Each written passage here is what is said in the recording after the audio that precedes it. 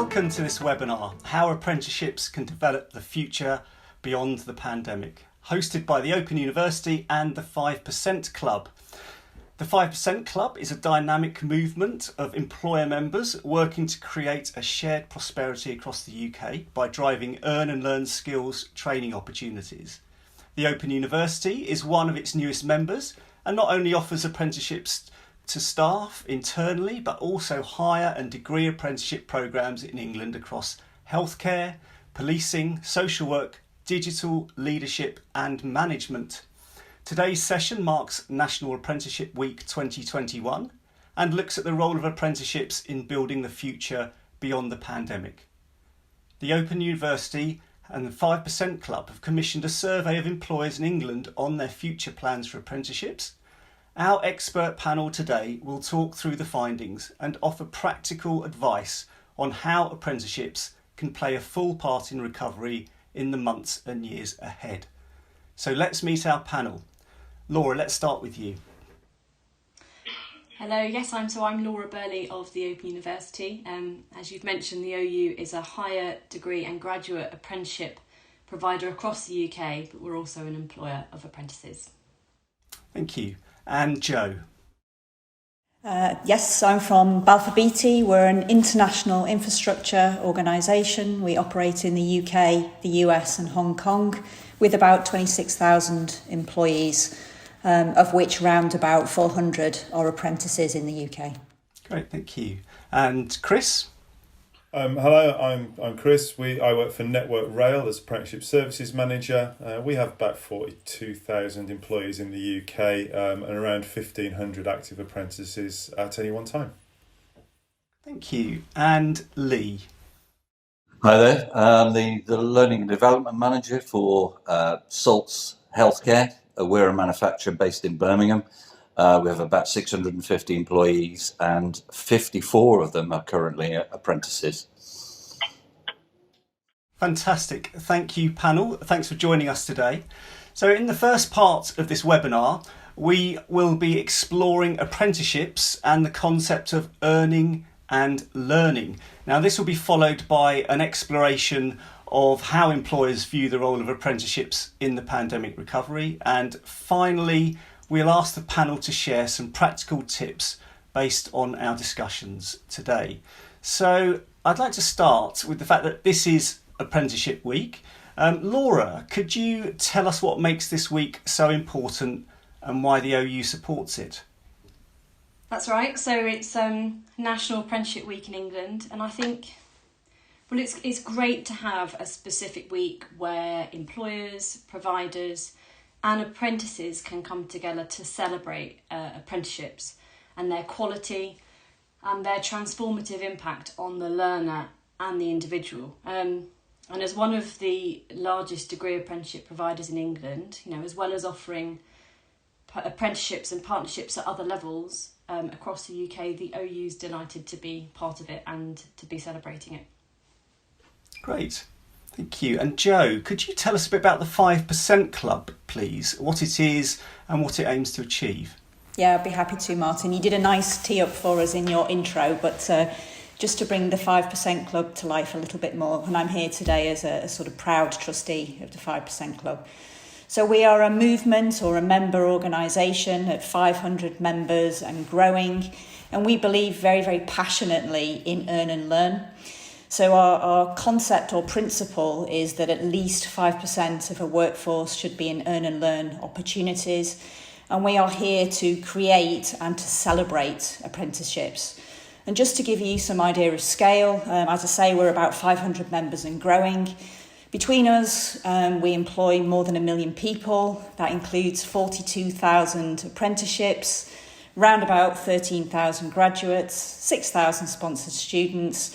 So as you can see, we are quite a movement and quite an influence. And one of the other things we like to do is to collaborate with the government to keep earn and learn at the heart of the UK's skills strategy. So that's just a little snapshot of the 5% Club. Thank you. And Chris and Lee, I'd just like to bring you in around this concept of earning and learning. So, Chris, could you just tell us what's your experience of that earning and learning? I think apprenticeships have been around for a long time, a long time. And I think that there are three key areas, I think, where earning and learning comes into its own. One of those is experience and knowledge, as well as developing someone's ability to do something. It also brings in experience while they're learning and helps them with their behaviours while they do it. So, you can teach knowledge but not experience. So by the time you get to the end of an apprenticeship, you have both. So you are more valuable to the organisation at the end of that period. It helps develop behaviours and helps to instill organisational behaviours within apprentices, because they are developed in the right environment. You try not to teach bad habits, and you try to teach them the right habits, and hopefully that propagates itself through the organisation over time as those seeds grow and move into positions elsewhere. And then finally, for us, it increases the capability of the organisation as well as the individuals.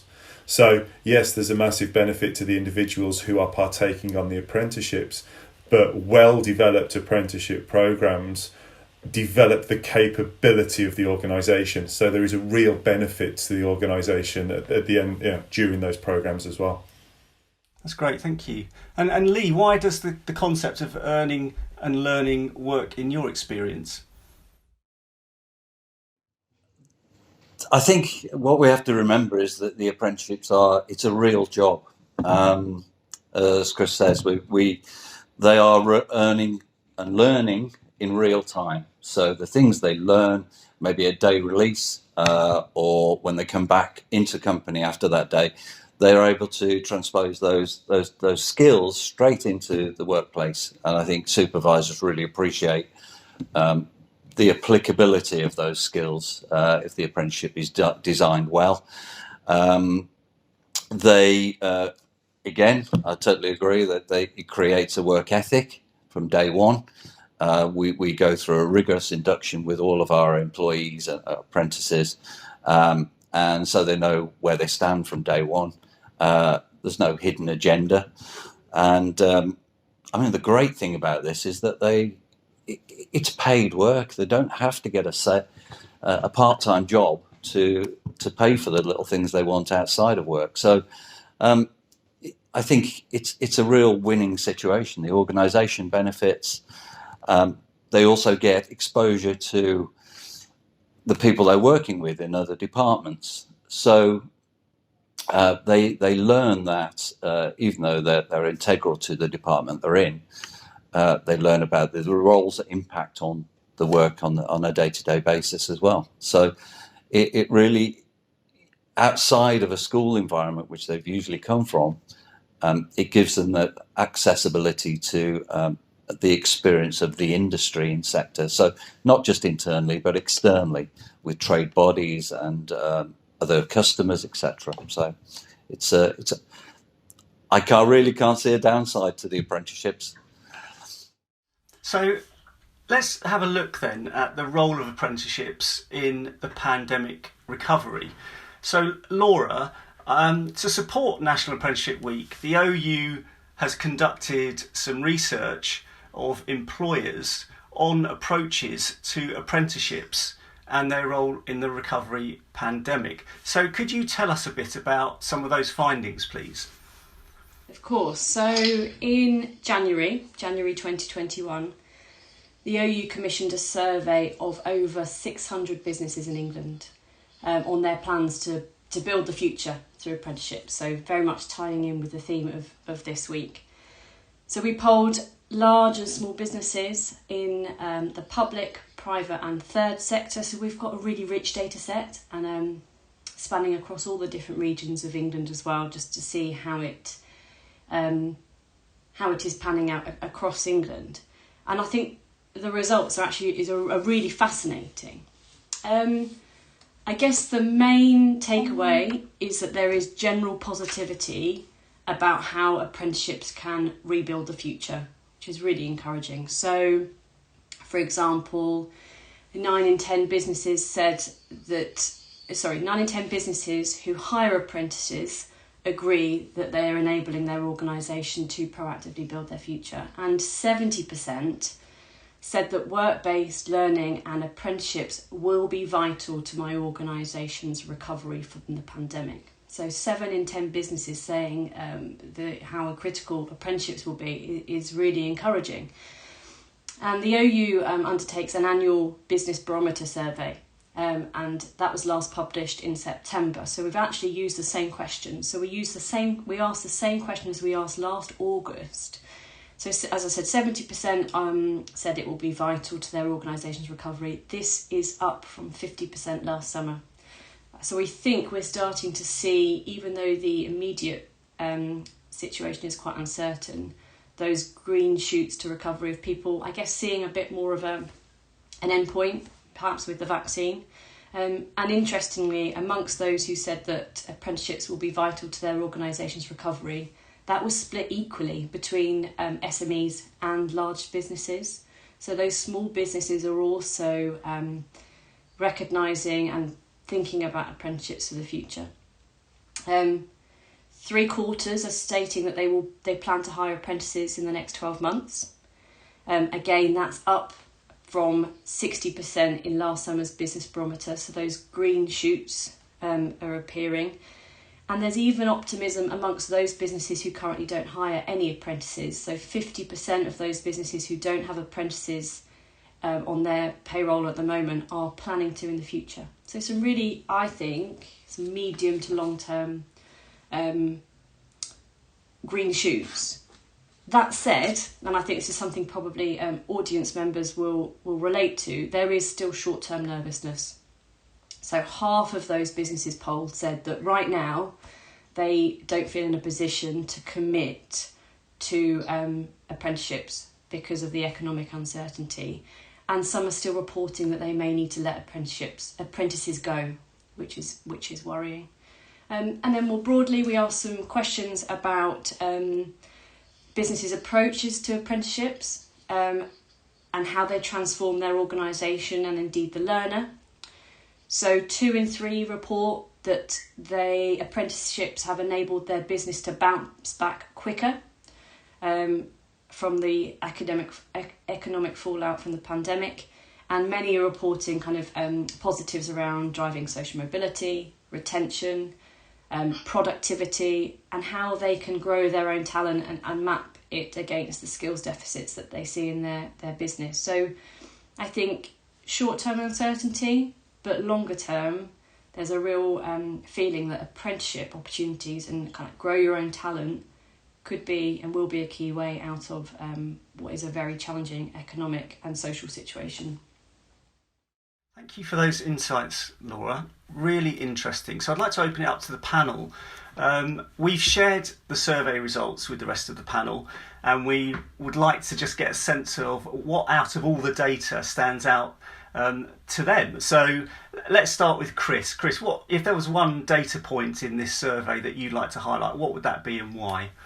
I think the one that stood out for me, one of the data points was 75% of businesses who hire apprentices report it allows them to forge links with their local area.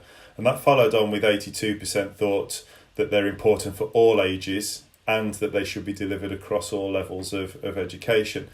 I think for me there is still a lot of education to be done around what apprentices are and who they are for. I think the short answer to the second part of that they should be delivered across all levels of education, they already are. There are over 580 apprenticeship standards that spread from level 2, which is broadly the equivalent of a GCSE, up to level 7, which is master's level education. So I think that it highlights to me that there is still an element of education needed so that people know what's available. The Institute for Apprentices and Technical Education has a great website where if you go on, you can search by apprenticeship standard and see really what is available. And there is everything there from abattoir workers through to data scientists, rail engineering technicians, which is our volume apprenticeship. So they really are already available for all levels. And I think a lot of organisations also recognise that anybody can do an apprenticeship. You know, there, especially now in the time of this pandemic, there is rising unemployment, unfortunately, which is tragic. But that actually gives us an opportunity to tap into skills and experience that perhaps wouldn't be our normal area that we would go recruiting from. So I really do think that absolutely make the links with the community, but go into your recruitment markets open-minded. Look for the people that can add value, and then the apprenticeships are available at whatever level is required to make them useful to your organisation. So I think that was the one that stood out for me as a beacon and a bright light, perhaps for the future. Great, thank you. And Joe, what stood out for you and why? So as Laura said, I think the thing that I was most thankful to see was the optimism there. It's a little bit muted, but that's okay. Optimism is good. But the one thing that did stand out for me was the statistic that sectors most affected by the pandemic are a little bit more cautious about apprenticeships. So I think I remember that round about 63% of employers, for example, in maybe hospitality or retail, will employ apprentices in the next 12 months, versus other sectors that were less affected is over 80%. So there is a big difference around COVID impact and the likelihood to employ apprentices. So what worries me there is a lack of opportunities for people who want to get into retail and to hospitality. But also, we touched on short-termism earlier. I think the problem with that is it will lead to skills pipeline gaps, a lack of opportunities, a lack of diversity, a lack of new people coming through. So I just wonder whether some extra support or incentivisation is needed for those sectors most impacted to make sure that they continue to offer apprenticeships, because I do think that's quite vital, and that's what sort of stood out for me in the survey, really. Interesting, thank you. So Lee, finally, what data point stood out for you and why? The one that stood out for me really was the 2 in 3 businesses, 66% report that apprenticeships have enabled their organisations to bounce back from the economic fallout of the pandemic more quickly. Now, we're all focused on that for one thing, one reason or another, whether it's sector or whether it's particular employer focus. It goes on to say 74% report that the boosted retention to their organisation, 77% report on increase on productivity, and 80% have witnessed a transformative impact on of the apprenticeships on the learner. Now, all of those combined, it's really roughly 3/4 of all the businesses surveyed, in summary, say that it's had a positive transformation on the organisation. It's improved the morale and retention of staff, not just the apprentices, but of course the staff that contribute and support. And it supports business recovery and continuity. So with those sort of statistics, why wouldn't you want to embrace apprenticeships as part of your people development plan? I spend a long time talking to department heads on the future, short-term and long-term. And we've got to remember that many apprenticeships are long-term strategies for development of skills. And we've had that conversation so often now here and in previous organisations that they now, if we don't incorporate apprenticeships as part of that conversation, they wonder why not. So we talk about the basic compliance skills all the way through higher and further education plans, which they still play a part in that. But apprenticeships is a very integral part of those conversations, and we understand that it's a springboard to departmental success. So any organisation that should be incorporating it within those conversations around the people, which is one of our most important resources. That's great. Thank you very much. So, Laura, I'd like to come back to you because you're both a provider of apprenticeships and an employer of apprentices. So, the question here is this like a watershed moment? Is this the moment for apprenticeships, that the role that they're going to play in skills development is going to kind of really become a lot more significant? Do you think that's going to be the case? Yeah, I really hope that this is a watershed moment. As we've discussed and as Lee pulled out, you can see from the polling that businesses have said that apprenticeships enable them to remain agile. And, even the workforce in 2025 and the skills we need are going to be so different from now. So as we look to the economic recovery, people's changing perception about working in the public sector, working patterns changing, skills needs changing, I think apprenticeships are going to be a key, tried and tested method to bring in new people into the workforce, to reskill people and upskill them, because it's going to help deliver local innovation, social mobility, and it helps people grow their own talent.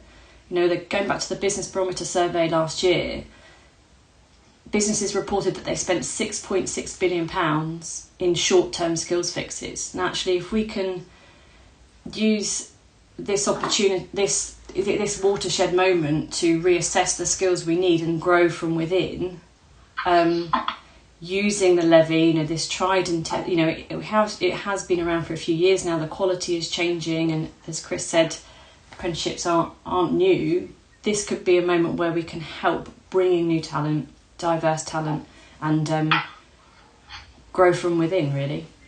Yeah. And can I just quickly pick up on, you mentioned the term social mobility.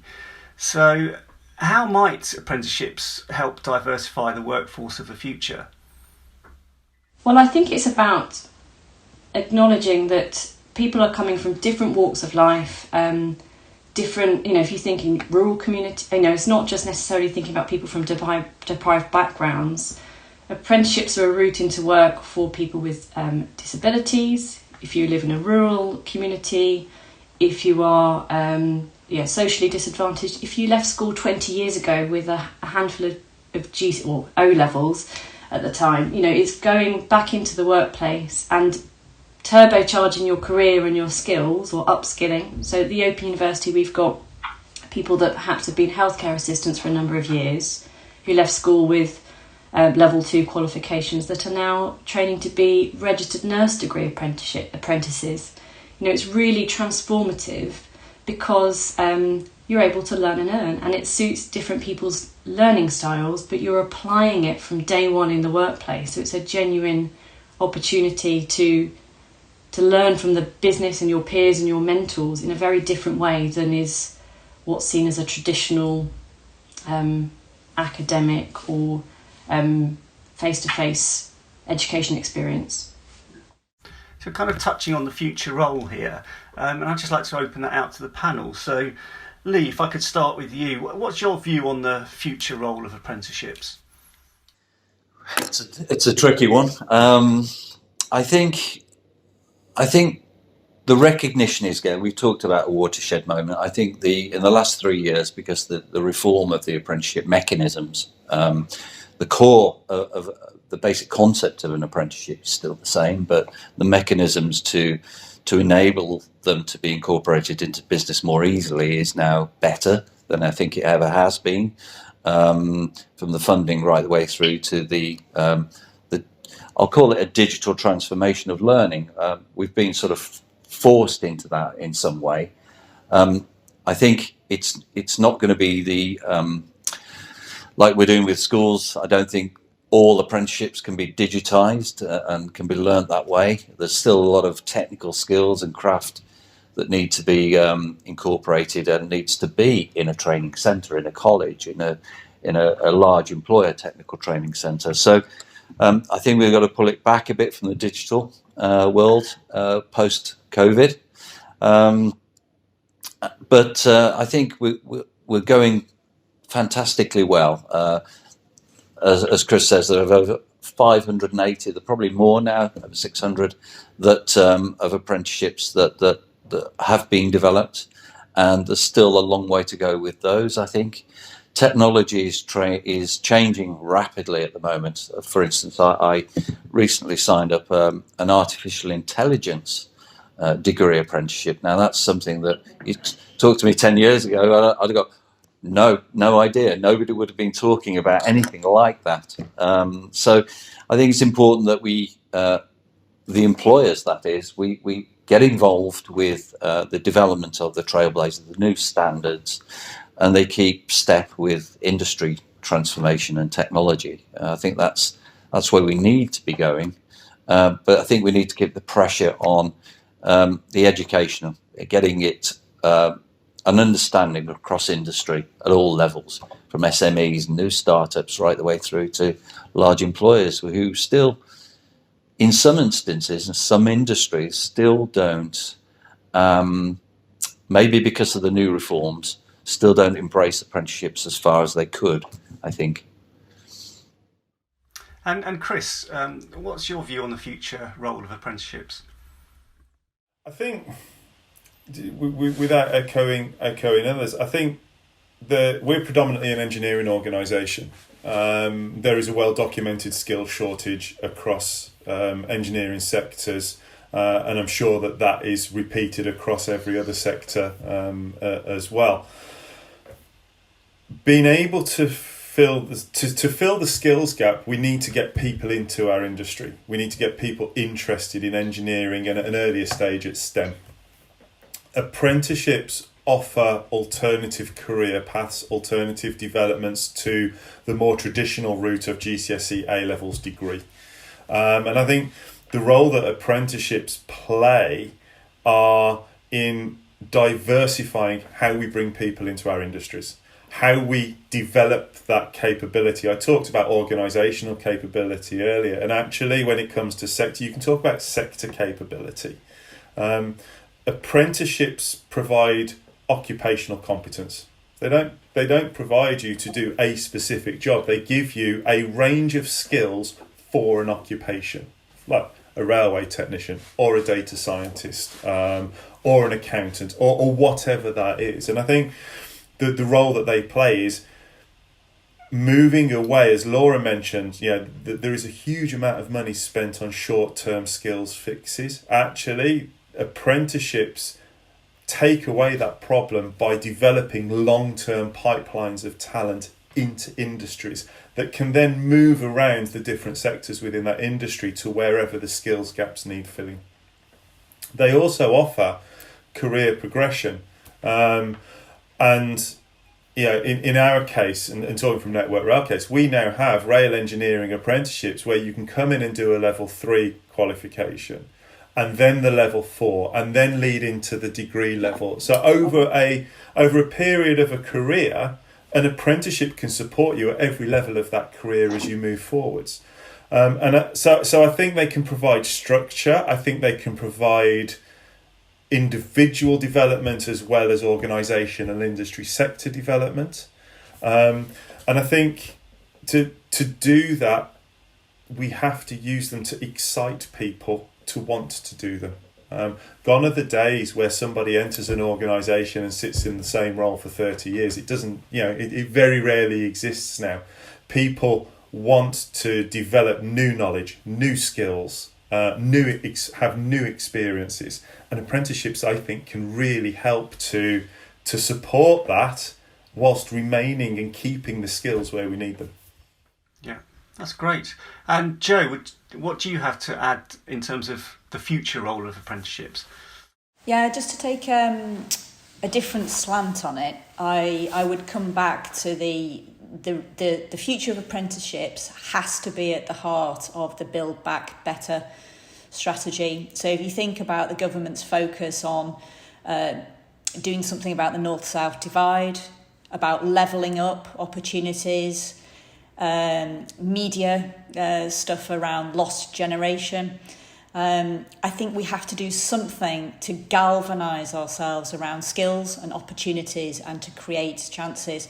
So I think the future of apprenticeships is incredibly bright within it, but we have to make it central and not peripheral to that Build Back Better vision. For our sector, infrastructure and construction, we see that the future is actually incredibly bright. So again, the government is investing heavily in infrastructure.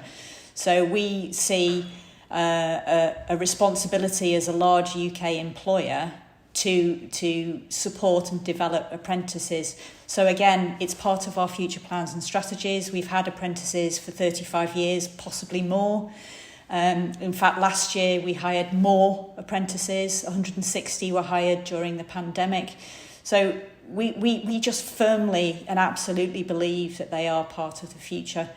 And I do think they need to be seen as an absolutely open, viable alternative to university. So university is not the only way. It is a way. It's not for everybody. But if a degree is for you, you can do a degree through an apprenticeship route. So we've got fantastic examples of people in our organisation who have worked their way up from level 2 all the way to a degree, just to echo what Chris was saying. But we've also got people who've moved between professions. So for example, they may have come in level 2 business administration, done level 3 business administration, switched to business management, and now a quantity surveyor. We've got people who came in as an electrician who are now project managers. So what I would really like to stress is the opportunity that apprenticeships give. And that's where I see the future. That's where I see the potential and the optimism to be at the heart of Build Back Better, I suppose. Great, thank you. So lots of opportunity. However, there are barriers to apprenticeships really taking off, and I'd just like to spend a couple of minutes just thinking about what they are and get the panel's view on barriers. So, Laura, could I just start with you? What is stopping apprenticeships taking off? I think we've got to remember that a big part of what makes up the economy are the small businesses, and going back to Joe's point about levelling up and unemployment, about youth unemployment, it's going to be the SMEs and their ability to take on apprentices that's going to really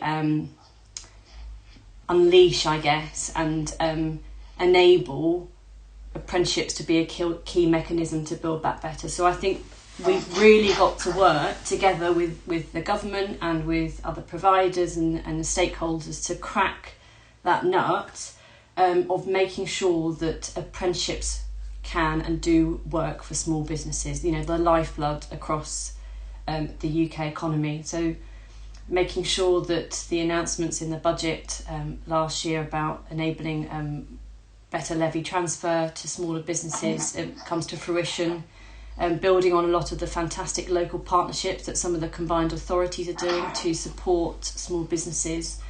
Because I think that is, at the moment, whilst the polling, I'm really encouraged that those small businesses recognise the opportunities that apprenticeships can provide their organisation. I think we need to work to support that to come to fruition. And that, I think, if we can overcome that barrier, which has been still, a challenging one even pre-COVID, then I think that will be a huge opportunity, especially in terms of diversity within those communities and bringing on, real social mobility. And people are going to stay in those industries, stay in those local communities if they've then, they can give back in terms of their skills and for those opportunities. And Lee, if I could just bring you in, what's your view of the barriers that are facing apprenticeships? Yes, I agree. One of the key things is the SMEs, the smaller employers. We've got to remember that it's partially affordability. We talk about funding, and we all understand, and most of us know out there, and I'm sure the attendees will understand that most of the funding goes towards, all of the funding goes towards the training and the support.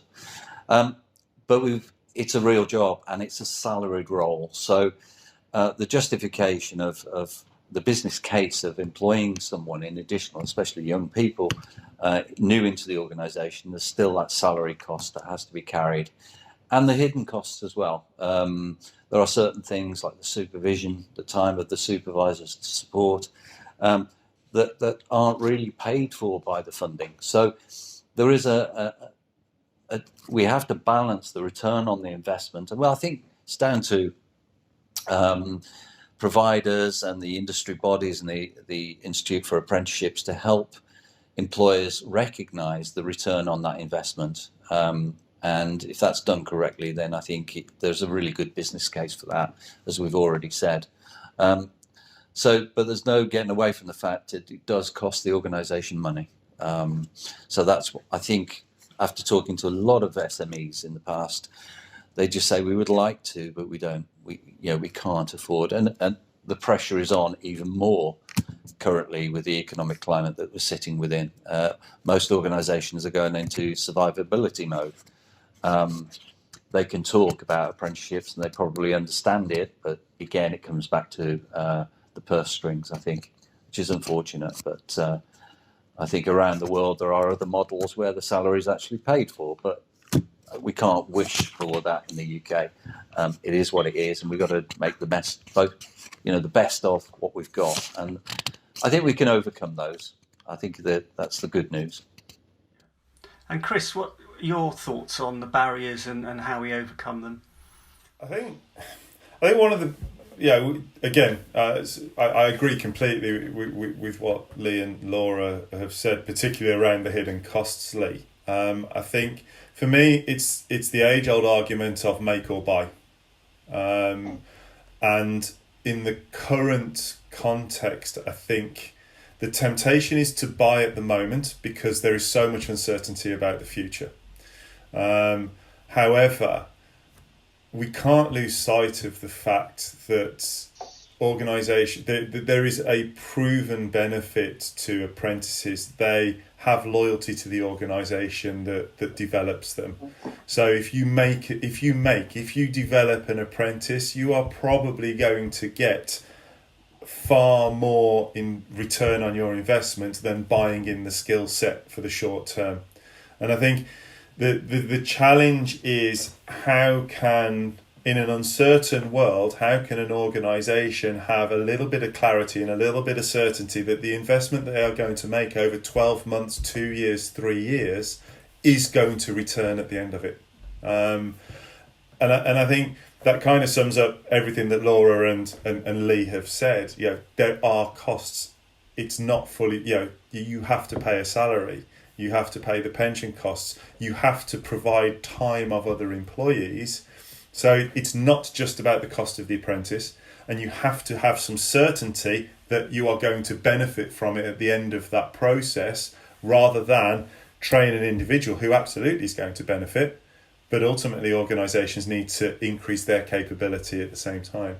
So I think there is more that we can perhaps push for at a policy level that helps provide certainty to organisations, that if they do take on apprentices, there is support there for them in the longer term, that will further encourage them to go down that route. But I think it is understand what your needs are going to be 12 months, 18 months, 2 years down the future. It may well be you buy for the short term and make for the long term. I think that's a difficult question to answer in the situation we find ourselves in at the moment, but ultimately that's the question that we need to help with. Can I just come in on that point? Sorry to interject. I think that's really valuable, and I think the OU, because of our model, because we're all across England, we work with quite a lot of different SMEs, and one thing I'm struck by when we speak to those smaller businesses is when they do take on those apprentices, it's the halo effect that they're obviously not just seeing the returns when the apprenticeship finishes after 12 months or 2 years, but obviously from day one, especially in those small businesses, that learner is coming back into the business and can apply that learning within that 50-person organisation straight away. So there's operations manager that's coming in that knows that is talking about finance because they've learnt that the previous week, and so I think it's also talking you know, as learning and development experts, talking about that halo effect that, especially in the small businesses, can have an impact from day one. And as I said, the OU delivery model, because it is at a distance and flexible and blended, we're often finding those smaller businesses, it works quite well for them because that 20% off the job can be taken at different points in the week depending on how it fits with their schedule. So it's talking up those benefits as well, isn't it? Yeah, and I think to answer that, we've had some success in the past of running schemes that move our trainees and move our apprentices through the supply chain, so that all of those hidden costs in terms of time and mentoring and development are not necessarily held all by the host organisation, and we can move people through our supply chain so they get experience at all levels. So I think there is more that can be done at industry levels and collaboration between organisations to share some of those costs to the benefit of the industry. But again, that's a difficult sell to make in challenging times.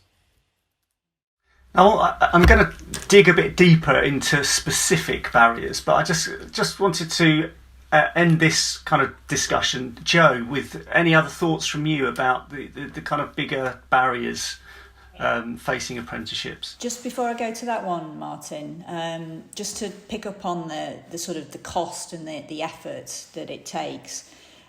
Chris, my husband's actually an engineer in Network Rail, and one of the things that he's commented on for your apprentices is actually the savviness and the depth of understanding and industry knowledge that they have. You can really see it, and I think that is unique to apprentices, because when you come in as a graduate at 20-something, you don't actually have any practical experience at all. So he has commented to me quite frequently, and when we were talking about this last night, he talked about the apprentices in Network Rail and that being very distinctive about them. And I don't think you can place a value on that, but it's hugely valuable. So I think that just balances out a little bit the cost and effort, which I do, of course, recognise. I think a few other barriers, Martin, would be the one I mentioned earlier. I think university for some parents is still seen as the best prize, the only route. And I think if you don't know anybody who's done an apprenticeship, if you've never done one yourself, if there are no friends and family, I think you may lack positive role models and knowledge, and that can impact and be a barrier for some parents and children and adults to think about apprenticeships. And again, going back to a point that Chris, I think, drew out quite well earlier, I think there's a lack of understanding that you can really progress and grow through the apprenticeship route. And I think that's a barrier for some. So they think, I have to come in and make a decision at 16 or 18, and then I have to stick with it, and I'm sort of stuck. And again, I think that is absolutely not true. There are real progressive opportunities, and you can also move between professions. So I think a lack of awareness of that is also a barrier. And I think the last thing I'd point to is probably a lack of information about apprenticeships, a complexity of information, patchy career advice. And again, teachers don't come typically through an apprenticeship route, so they may not have real first-hand experience.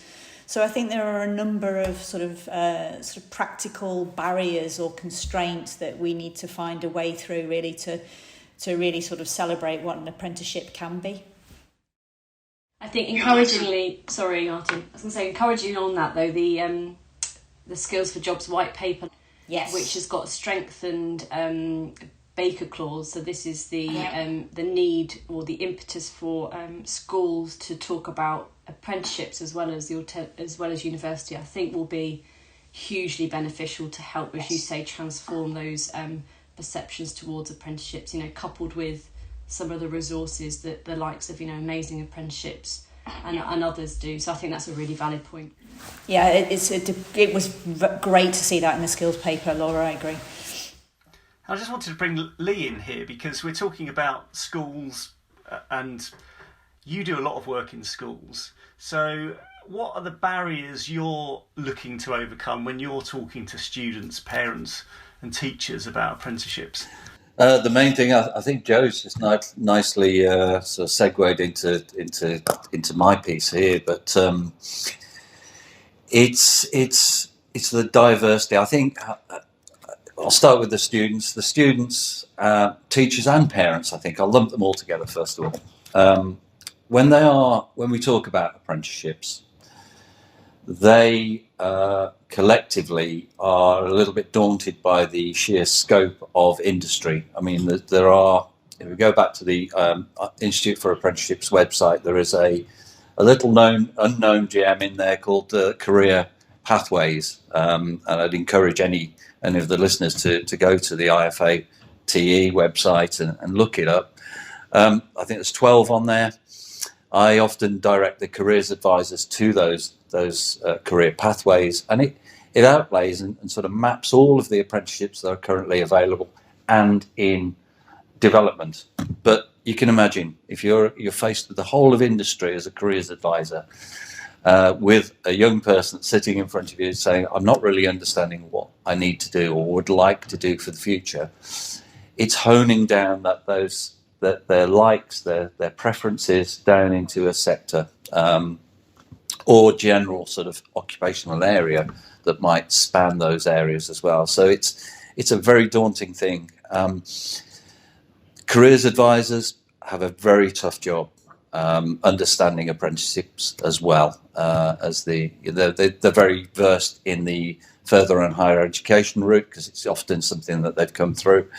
But the apprenticeship route, particularly around the mechanisms now that exist, I spend a lot of time sort of explaining time and time again that the basic premise of how an apprenticeship works, but then the anomalies that do crop up with different ones at different levels. I think they also, we tend to compartmentalize and say, right, you go from school, if you're interested in apprenticeships, you go on to an apprenticeship. And I think we've touched on that. There is a pathway that can run parallel with further and higher education as well. You can do an apprenticeship, then you can move over to further education, then you can move back to higher education, or you can move on to a degree apprenticeship all the way through your career. I've now got, I think, 5 or 6 of our apprentices that have done that, transferred to sort of pure learning, further education, come on to their second apprenticeship later on in their career, and now have gone on to they're currently studying their BEng, their degree apprenticeships. So it's not one size fits all. There's 2 parallel further and higher education, learning and earning, as we've already said, can run, and it's giving the advice as an employer to that individual as soon as they start with us. But back to schools, they don't understand the diversity of the roles that are out there in the sectors. We can mention a job title and they have no clue what that is. I often steer them towards the little bit at the top of the standard that describes what that job role is. And they often come with about 9 or 10 different job titles but doing the same role, to the same job. It's the same apprenticeship. So it's steering them through, and I constantly say to the careers advisors and parents and students, if you need specific advice, then please go through your careers advisors. I have a single point of contact there, and they contact me, and we talk about it on a one-to-one. It'd been nice to see larger employers offering that kind of support to localised schools. I know it goes on. I think schools are still not the best at engaging with employers, so I try to put them in touch with other employers, that if they have a group of people interested in construction, for instance, that we try to link them to a large employer or localised construction companies. So it's enabling, and that's part of the role I do as an apprentice ambassador. So all of these things sort of link together for promotion of apprenticeships. But they have a very hard job. Parents, again, this parity of esteem between an apprenticeship and college, university, and the further education pathway is a difficult one to get across. I've started taking part in parents' evenings So we set aside some time in an evening to do virtual now. And the questions are wide and varied. And it doesn't surprise me that every time we have quite a large group of parents who just still really don't understand apprenticeships and the value of them to the employer and more importantly, to the young person in their future careers. So it's constant, and I think we've got to keep up the pressure and maintaining that education with all the students, the parents, and the teachers. The parents and teachers are the advocates. We need to get them on board to understand this to make it a success. That's great, Lee. So, Chris, I mean, you're a larger organisation. You're massively dispersed around the country. So, just quickly, what have your immediate challenges been recently around apprenticeships? The key challenge for us has been consistency. How do you deliver a consistent experience to each apprentice that is on the same programme? Like many organisations, we've had to pivot very quickly from face-to-face delivery to virtual delivery. Similar to Joe's organisation, we have continued to onboard and bring new recruits into the organisation on apprenticeships. Now, on our main programme, on our level 3 engineering programme, that initially started with 20 weeks residential. That's not a possibility anymore. So that's switched to virtual delivery and remote delivery, which brings a lot of challenges, both from how do you deliver the right knowledge and know that it's landing, and also though managing the health and well-being of those apprentices who were expecting one thing and have got another, and that side. So it's created a lot of challenges in that area specifically on how do you deliver. And then, of course, we've talked a lot about apprenticeships are designed to learn on the job. If you can't get on the tools, how do you learn? And if you can't sit next to the experienced project manager in the office while you're learning the skills of project management, how do you know you're doing the right thing? So there is also that element of finding different ways and new ways of sharing knowledge and sharing expertise and developing virtual mentoring skills as opposed to face-to-face mentoring skills. And we've spent a large part of the last 12 months now with us developing new skills and new ways of doing this. So those have been some of our challenges that we've had to deal with. And finally, Joe, are there any others that you would like to share? The kind of challenges you've been facing?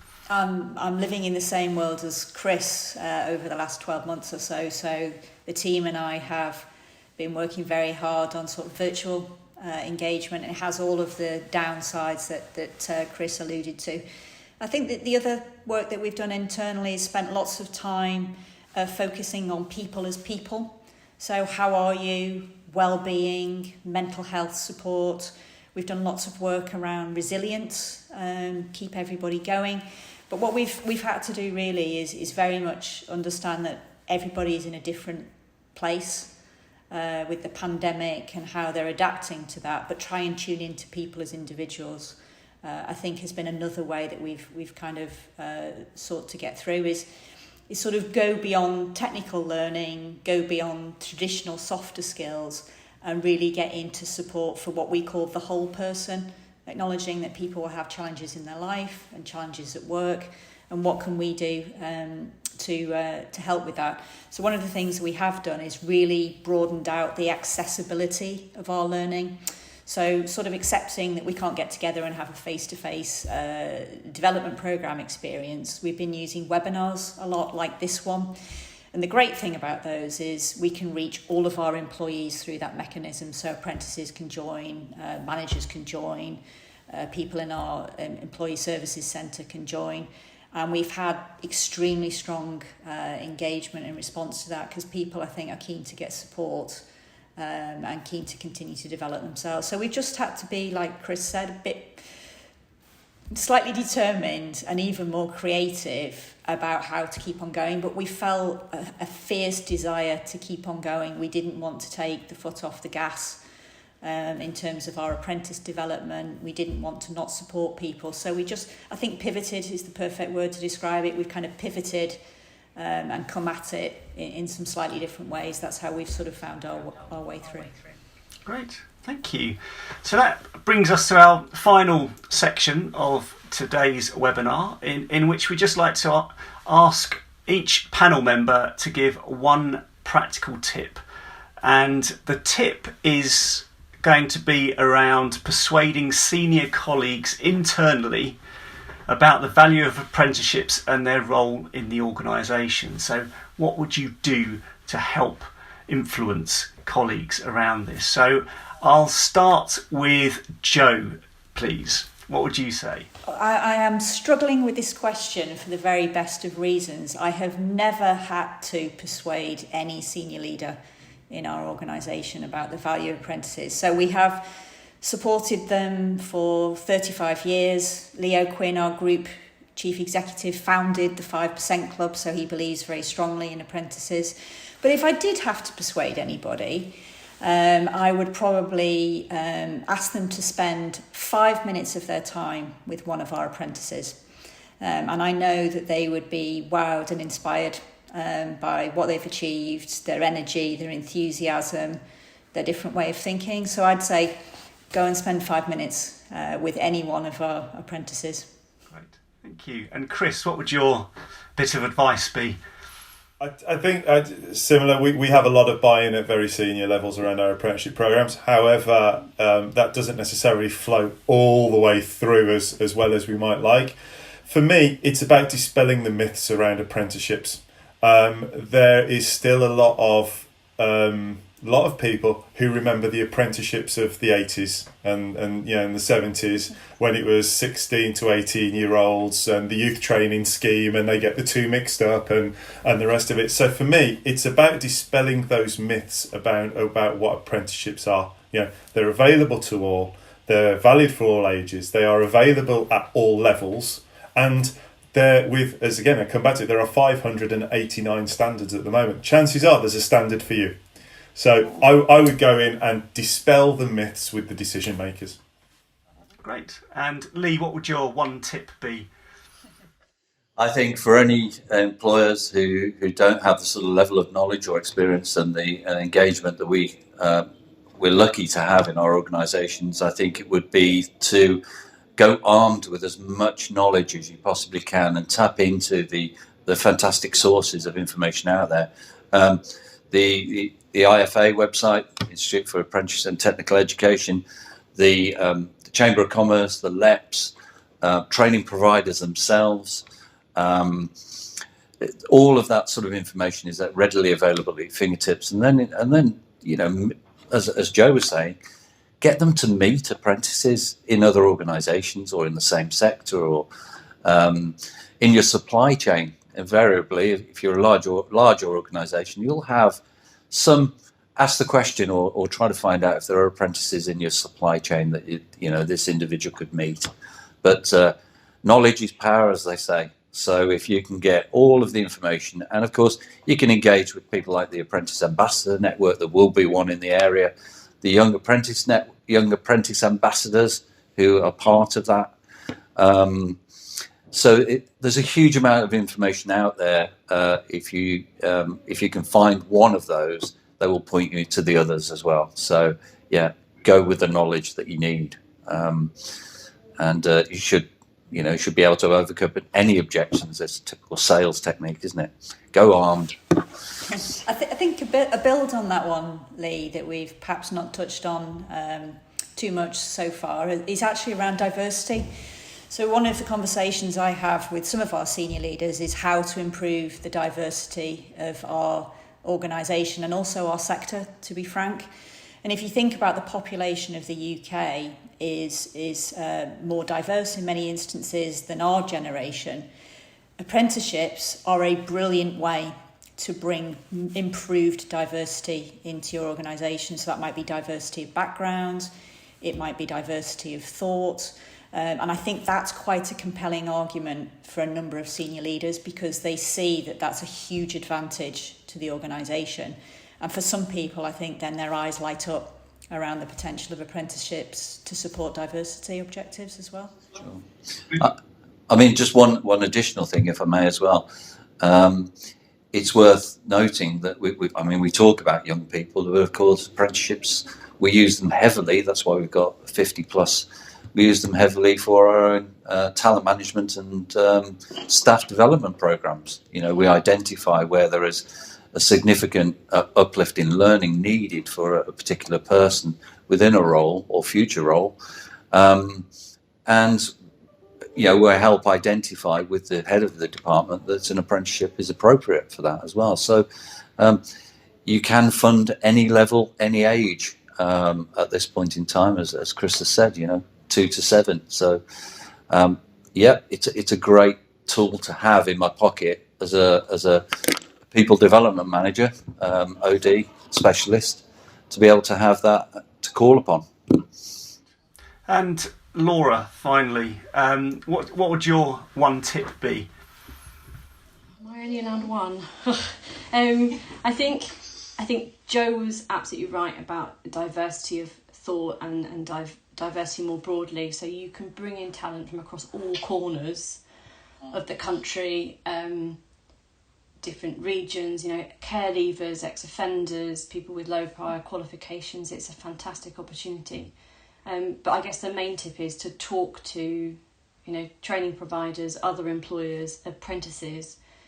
We were talking about adapting in a virtual world. Talk to you in the NHS or policing or social work. It's a very practical application of an apprenticeship. But many of those local authorities or NHS trusts will be using, say, the Open University, where the delivery model is more flexible and at a distance. So there are ways in which you can talk to others who have also applied the learning or that support and training in different ways that apply to different groups of learners. So I think chat to as many people as possible. The final thing to note is amazing apprenticeships also have, to answer the question about pitching within your organisation, they've got a new programme called Genuine Interest in Equality Programme. So that's for talent managers or L&D leads to work with them over the course of a year if they want to target specific groups or specific backgrounds to bring in a more diverse workforce, to actually culminate with I think they call it a pitch for change.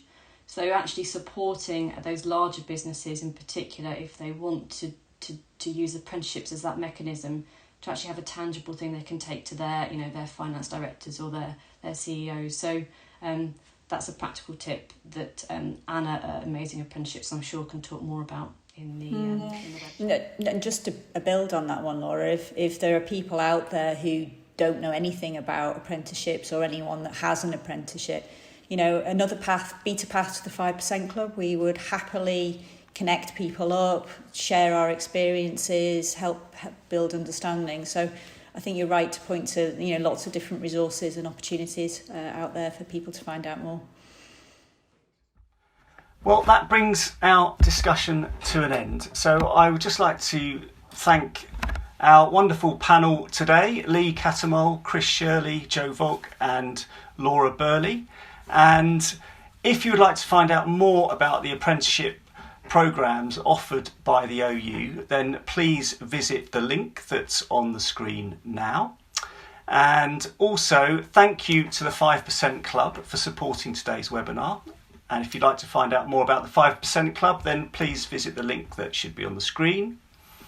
And finally, thanks to you, our audience, for joining us today. We wish you a very successful National Apprenticeship Week 2021.